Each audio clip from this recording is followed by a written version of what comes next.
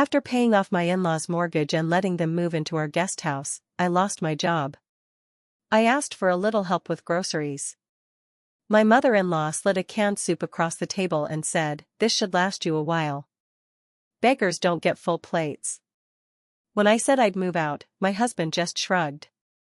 2 months later, I walked into their backyard with, "2 years ago, I thought I was doing something good. Something that would bring a family closer. I married Aaron in the spring.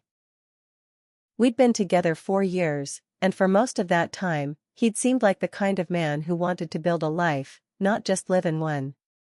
We had a decent house on the edge of Asheville, North Carolina. It wasn't fancy, but it had charm. 2 bedrooms, a fenced yard, and the guest house in the back, a little 1-bedroom unit with its own bathroom and kitchen. The guest house was part of the reason we bought the place. I thought maybe we'd turn it into a rental, or later, when we had kids, it could be a space for visitors. Instead, it became the place I regret offering. Aaron's parents, Marcia and Hank, had a rough year.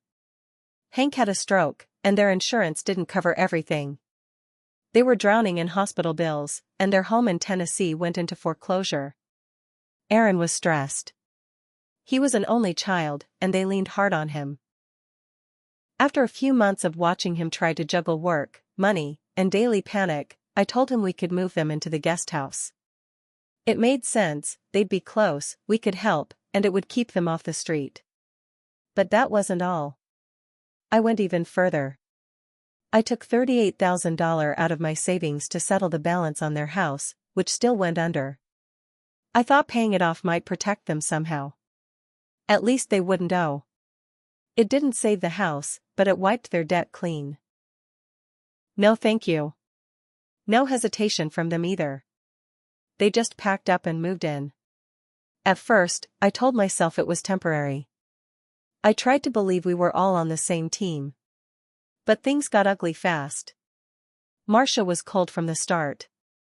She didn't like the way I cooked. She'd walk into our kitchen, point at a pot, and say, "Too much salt, you'll give him a heart attack." When I was folding laundry once, she told me, "Your mother never taught you how to fold towels properly, huh?" I smiled and said nothing. But it stung. Still, I kept trying. I kept the peace because Aaron didn't want to make waves. Then, last fall, I lost my job. The publishing firm I worked for did a major cut. I wasn't the only one laid off, but it hit me hard. I made more than Aaron, so losing that income flipped our budget upside down. I picked up freelance work and stayed up late every night looking for new jobs. We still paid the bills, but groceries got tight. Real tight. I was down to $42 in my account. I hadn't told Aaron yet, I thought I could fix it before he noticed. But I hit a wall. So I asked him, "Do you think your parents could help us with food? Just until I get paid next week." He didn't even pause. "You should ask my mom." So I walked to the guest house. Marcia opened the door like she was expecting a Girl Scout. I said hi, sat at the table, and explained what was going on. I didn't beg. I was honest. "We're just a little short right now. Any help would mean a lot." She didn't say anything at first. Just looked at me, then slowly walked over to a cabinet. She opened it, took out a single can of soup, cream of mushroom, and set it in front of me. "This should last you a while," she said. Then she added, without even blinking, "Beggars don't get full plates." I stared at the can. "Are you joking?" "I'm not a food bank," she said. I left the can on the table. I walked out, went back to the main house, and sat on our porch for 2 full hours. I didn't cry. I didn't yell. I just felt this deep, heavy silence in my chest. That night, I told Aaron, "I think I need to go stay with my sister for a bit." He didn't even ask why. "Okay," he said. "Just let me know when." That was it. I didn't go to my sister's, though. I stayed with my best friend Melissa in Black Mountain. She has a spare room and didn't ask questions. I told her everything. She was furious, but she let me stay. While I was gone, I rebuilt. I picked up temp work and made calls. I cleaned up my credit and got a side job helping a small bookstore with events. It wasn't glamorous, but it paid. I started saving again. And I kept watching. I still had the Ring doorbell connected to my app. They never changed it. I watched Aaron carry groceries into the house, sit on the porch with his mom, laugh while playing video games inside my house. I saw them grilling in my yard, using my patio furniture, living like it was theirs. That guest house was meant to be a hand up. Instead, they took the whole damn house. And Aaron? He didn't just let it happen, he rolled out the red carpet. 2 months later, I came back. It was a Sunday. Early afternoon. I waited until they were outside. Aaron, Marcia, and Hank were all sitting in my Adirondack chairs, sipping drinks, like they were the royal family. Aaron was even wearing the hoodie I bought him 2 Christmases ago. The audacity. I walked right into the yard. Marcia saw me first. "Oh," she said, "look who came crawling back." I smiled. "Not crawling. Just reclaiming what's mine." Aaron stood. "What are you talking about?" I pulled the envelope from my purse and held it out. "This is a 30-day eviction notice. For all of you." His mouth opened, but no words came. "You've got 30 days to vacate the guest house." "And the main house?" "That's mine too. Your name was never on the deed." Aaron didn't take the envelope. He just stood there, staring at it like he couldn't read. Marcia reached over and snatched it from my hand. She opened it, eyes darting over the words. "You've lost your mind," she said. "You think you can just throw your husband out? After all we've done for you?" I laughed. It came out sharp. "What you've done for me? I paid off your debt. I gave you a place to live. And when I needed groceries, you gave me soup like I was some stray dog." Hank tried to stand, but he was slower these days. "This is family. Families don't do this." I looked straight at Aaron. "No, families don't. But you did." He finally spoke, soft like he didn't believe any of this was real. "We didn't ask you to pay off anything. You chose to." "You're right," I said. "That's on me. I made the mistake of thinking you'd appreciate it. But I've learned something since I left. I'm not your ATM. And I'm not your backup plan." Marcia stood, got right in my face. "You're just bitter because you got fired. You couldn't handle being the breadwinner anymore." I stepped back. I could handle it just fine. What I couldn't handle was being treated like garbage in my own home. That's when Aaron snapped. "What do you want me to do? You left. You ran off and didn't even call me. I gave you a chance to say something, Aaron. I told you I was leaving. You shrugged. You acted like it didn't matter. That told me everything I needed to know." His face twisted. "You want me to beg or something? You want me to grovel?" "No. I want you to pack." Marcia shouted, "You can't kick us out." "I can," I said. "The house is mine. You've got 30 days. You'll get another copy of the notice from my lawyer this week." Aaron threw his cup into the grass. "Fine. You want to be alone so bad? Enjoy it." He stomped back inside like a toddler. I turned and started walking away. Marcia followed me to the gate, yelling insults I didn't even bother listening to. I got in my car, drove away, and waited. Quietly. The next week, I filed the formal eviction. I knew the system, North Carolina law was on my side. They had no lease, no claim to the property. Aaron's name wasn't even on the mortgage. It was all under my name, bought before we got married. That's when the real game started. They stopped answering calls from the process server. Started ignoring the letters. Then they started calling me, or rather, calling from blocked numbers. First Aaron, then Marcia. Then some cousin of theirs I hadn't spoken to in years called and said, "You're really doing this? To your own husband?" I didn't answer any of them. I had already spoken to a lawyer.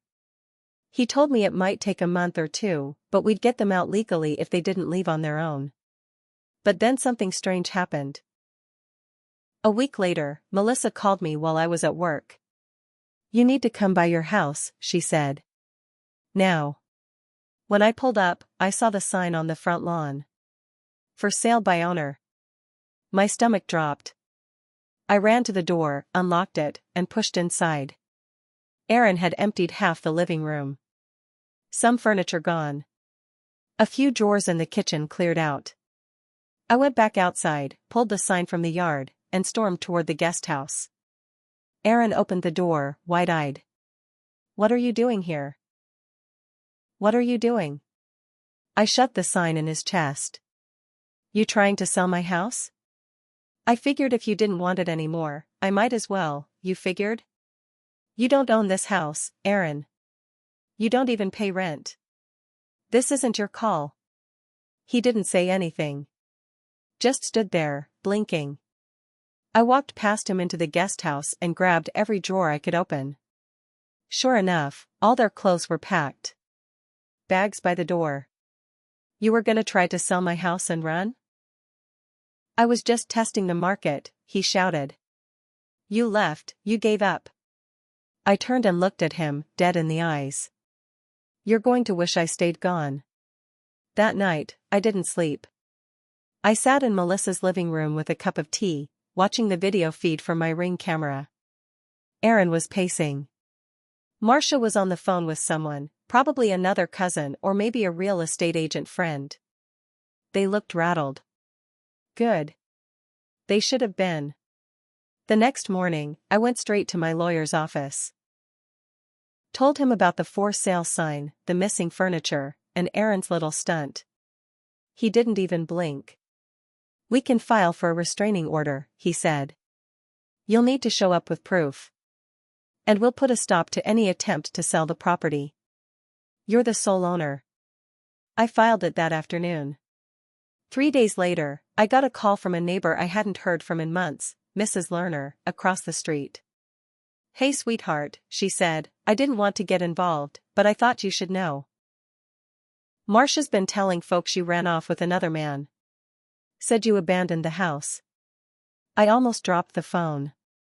"Who'd she tell that to?" I asked. "Pretty much everyone who walks their dog around here." I thanked her, hung up, and pulled up the neighborhood Facebook group. Sure enough, Marcia had posted some sob story, "My poor son was left by his selfish wife. Now we're just trying to start over. If anyone knows of a buyer looking for a good deal." I took screenshots of everything. By the end of the week, my lawyer sent them a cease and desist. Threatened them with civil and criminal charges if they tried to touch the house again. That's when Aaron finally cracked. Late one night, I heard banging on Melissa's door. I looked through the peephole. Aaron. Alone. Sweating. I opened it just an inch. "What the hell are you doing here?" He held his hands up. "Just listen. You've got about 10 seconds. "I'm sorry," he said. "All right?" I messed up. I didn't know it would get this far. My mom, she just kept saying we could figure it out, and, "She's not your wife." I was. He ran a hand through his hair. "I don't want to lose everything." "You already did."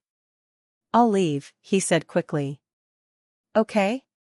We'll go. Just, don't file charges. Please." I didn't answer. I closed the door. But that wasn't the end. A week later, they were gone. The guest house was empty. No note, no apology. But also, no furniture. The main house had been stripped. Couch gone. TV gone. My wedding dishes, gone. They had cleaned out everything that wasn't nailed down. I walked into the living room and stared at the dent in the carpet where the couch had been. Then I walked into the kitchen and opened the cabinets. Empty.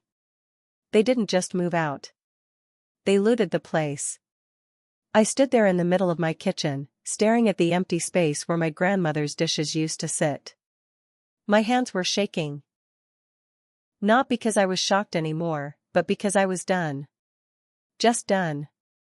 Something inside me had snapped. Melissa came over that night. I showed her everything, the cleared-out house, the empty drawers, even the garbage can missing from under the sink.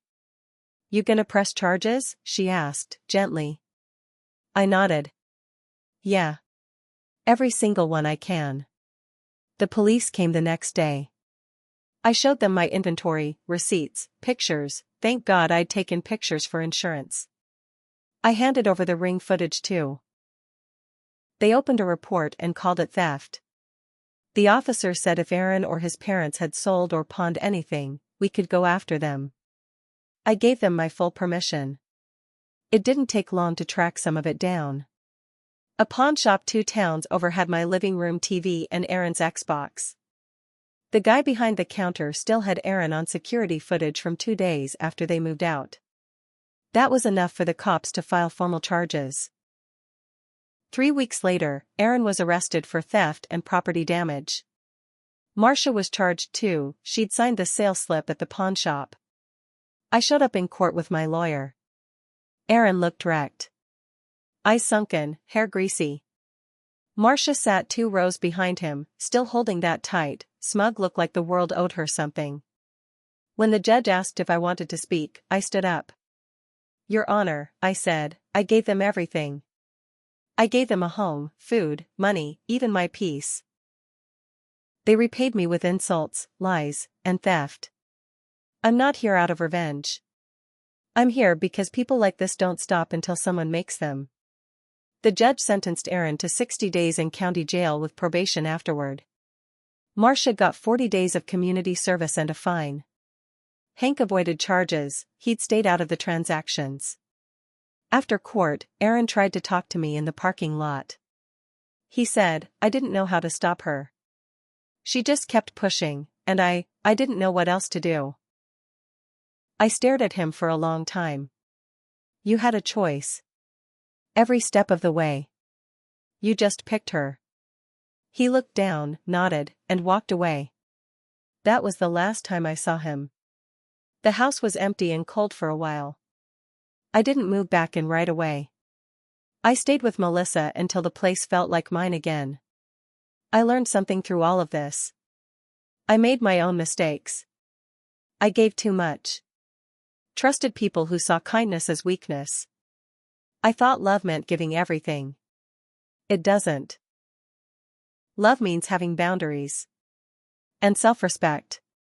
Eventually, I sold the house, on my terms. Got a better price than they ever would. I moved to Charlotte, got a new job, and started fresh. I kept one thing from the old place, though. That can of cream of mushroom soup. It sits on my new kitchen shelf as a reminder. Never again.